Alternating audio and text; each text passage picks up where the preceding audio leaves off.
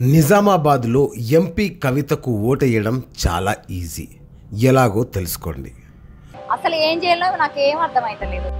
అడుగుదామంటే సిగ్గైతుంది, అడగపోతేనో తెలియదే. అసలు ఏందే నీ బాధ? ఇగో మన నిజామాబాద్ జిల్లాలో 185 మంది అభ్యర్థులు పోటీ చేస్తారు కదా, అందులో మనం మెచ్చిన అభ్యర్థికి ఓటు ఎట్లా వేయాలి? ఓయమ్మో, ఒట్టి మనిషి కూడా కాదాయే. ఓటే పోతుందట. ఓటు చదువు లేదు, సంధ్య లేదు. 185 మంది అభ్యర్థుల్లో నీకు నచ్చిన అభ్యర్థిని ఏడాని వెతుకుంటావు, ఏడోటేస్తావు. సప్పుడు ఎక్కడ పోయి తిని వండుకోపో.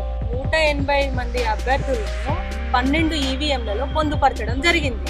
ఎల్లాకారంలో ఉన్న ఈవీఎంలలో అభ్యర్థి క్రమసంఖ్య, పేరు, గుర్తు అందులో ఉంటాయి.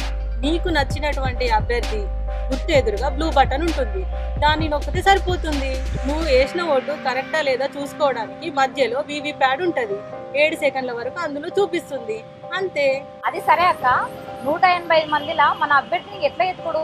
ఎందుకే అంత పరేషాన్ అవుతావు?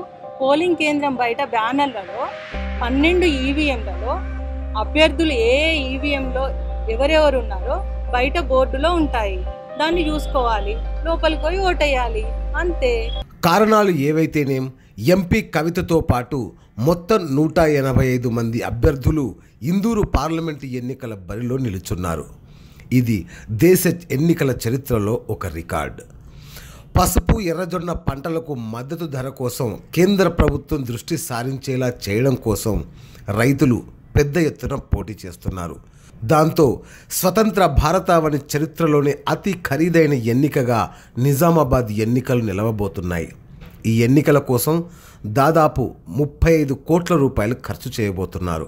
మరి ఇంతమంది మధ్యలో ప్రధాన అభ్యర్థుల్లో ఒకరైన ఎంపీ కవితకు ఓటు చేయాలంటే ఎలా? అంత అయోమయంగా ఉంటుంది కదా. అసలే కొత్త M3 ఈవీఎంలు, వందల సంఖ్యలో అభ్యర్థులు, గుర్తులు అని ఫీల్ అవుతున్నారా? కంగారు పడాల్సిందేమీ లేదు. చాలా సులువుగా ఓటు వేయచ్చు. ఎల్ ఆకారంలో 12 ఈవీఎంలు అమరుస్తారు. ఇదిగో ఈ ఫోటోలో చూపించిన విధంగా. అంటే అడ్డం 6, నిలువుగా 6 మిషన్లు అమరుస్తారు. వాటిలో మొదటి మిషన్లోని 2వ నెంబరే కల్వకుంట్ల కవిత కారు గుర్తు. అంత సులభంగా ఎంపీ కవితకు ఓటు చేయొచ్చు. అంతేకాకుండా ఏ అభ్యర్థి గుర్తు ఏ ఈవీఎంలో ఉంటుందో తెలిపేలా పోలింగ్ కేంద్రంలో బోర్డు కూడా డిస్ప్లే చేస్తారు. అది చూసుకొని లోపలికి వెళ్ళి ఓటు చేయొచ్చు. మొదటి నెంబర్ ఈవీఎంలో 2వ నెంబర్ టీఆర్ఎస్ అభ్యర్థి కల్వకుంట్ల కవిత కారు గుర్తు. ఇదేదో గందరగోళంగా ఉంది కదా అని ఓటు వేయడం మానొద్దు. చాలా సులభం.